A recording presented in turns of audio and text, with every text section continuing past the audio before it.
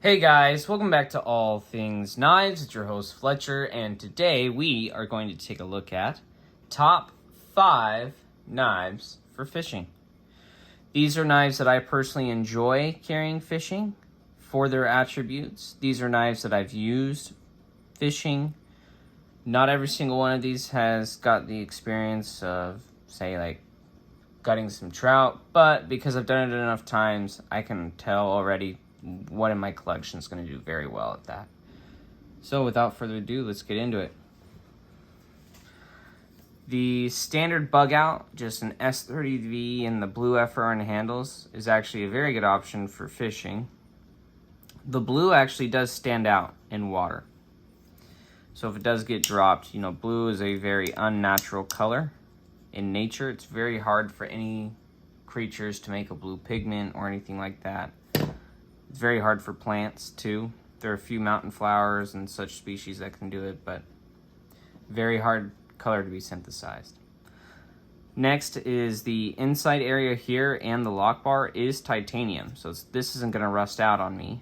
S30V has plenty of corrosion resistance. It is a very, very good steel. It is very nice and toothy. I don't need extreme corrosion resistance. I basically just need enough. And because of its lightweight, I can take other stuff with me, such as a multi-tool, to kind of grab the hook and pull it out.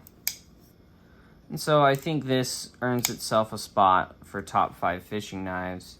Not to mention, it's in my top 5 knives of all time anyways, so it should be on this list as well. Next, we get into the Spyderco Para3 Lightweight. I really like the standard Spyderco Para3. I've taken it on plenty fishing trips just because it's one of my favorite knives. And I figured, how can I make it even better? Well, I think the Para3 Lightweight would take its spot because of how lightweight it is. But the polymer versions don't have a whole lot of steel liners, which means less to rust. Which means if you're in water for a long time, it'll do rather well. BD1N is pretty corrosion resistant, but nothing. It's not an insanely corrosion resistant steel, but it's enough to where when I've taken it fishing with me, I haven't had any problems. The lock's easy to use. Actually, Spidey hole is nice when your hands are full. You're able to just kind of whip it out. So in terms of while you're busy holding line, you can kind of just real quickly flick your knife open, get to the line, cut it.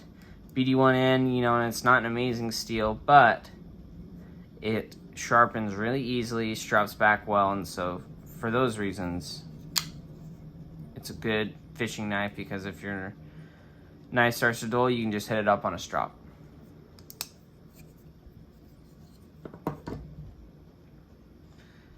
Next, we will get into the Spyderco Salt series.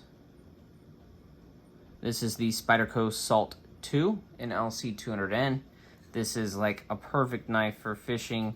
This steel will never corrode. It has a sheep's foot blade, which is actually pretty good for cutting line. For gutting, not so much, but you can kind of get that tip in there and kind of, do your thing. Nice, thin, slicey blade profile, if you guys see that. Cuts very well. Nice toxic green handles, so just like kind of the blue on the bug out, it'll pop out if you drop this knife.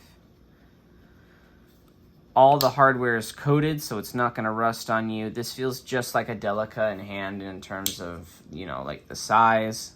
It's just super corrosion resistant, so it does rather well.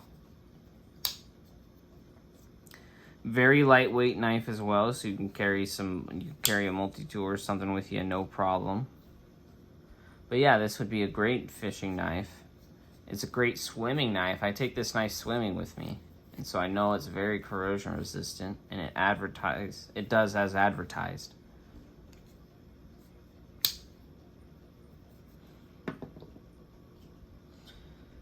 Next, a knife that I have definitely used multiple times for gutting trout and on fishing trips. This is the Chris Reeve Large Sebenza 31. The small also fills the same role. Okay, so they're interchangeable for me in this roll. What really cemented this knife's ability in this category is now it comes in Magna Cut, which is even more corrosion resistant than the S45VN it used to be in. And now the blade won't rust and the insides won't rust. The only thing you might have a problem with is the hardware. I'm not sure if the hardware is titanium or steel, but everything else is just dandy. And you can actually buy parts from Chris Reeve. And what does that translate to? Well, that translates to a knife that if something does happen to it, you can get it fixed. I have used this knife to skin trout. It actually works beautifully. The kind of stouter tip is really good at picking out on their backbone. They have some like green stuff you got to pick out. I'm not sure exactly what it is, but I've seen it enough times to know that every time I skin a trout, I got to clean it there. So, and this does that really well. Standard drop point with, you know, hollow grinds, as you can guess, as you're going up, it does rather well. Great knife, and you'd think the titanium would be slippery. Actually not. Pretty good ergonomics. The jimping works rather well. No complaints. No complaints. The spins at 31, really like as a fishing knife. And if I remember correctly, the guys in the shop, or at least the owners, they like to go fly fishing. I would not be surprised to see that in their pocket. So, lastly, you'd want some kind of fixed blade, right? You want some kind of fixed blade. This is fishing we're talking about, so we're not doing anything crazy. There's not going to need to be any chopping or anything like that. You just need a good skinning fixed blade. This is my Junko from BGM Knives in CPM Magna Cut. It has a nice kind of curved handle, so you have good ergonomics, like it curves to the hand. There's no jimping or anything like that, but with the ergonomics, you're not going to lose grip of it. Micarta handles, you can do G10 as well. Super thin drop point, if you look here, which means this is just going to be a killer when it comes to skinning and gutting trout.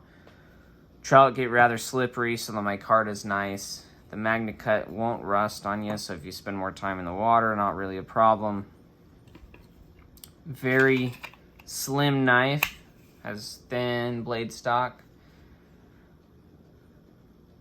This one I have an ulti clip on, so I would just put this in my pocket. But it's a great fishing companion. I'm pretty sure I've taken this one fishing with me. It cuts line just fine. It does it all. So it's a good fishing option, and I always enjoy carrying it. I would love to hear what your guys' top 5 fishing knives are. If you guys have a knife you always take with you fishing, I'd love to hear about it. If you disagree with me, I'd also like to hear that too. Leave those comments down below. If you agree with me, I'd like to hear that as well. I like to hear your guys' thoughts. If you guys enjoyed the video and you're not subscribed, please hit that subscribe button. Helps the channel out. And if you like this video and you want to see more, go ahead and hit that notification bell. That way you know when more videos like this are being posted, and you can go and watch them and have yourself a little bit of enjoyment. Thank you guys so much for watching, and don't you forget to stay sharp.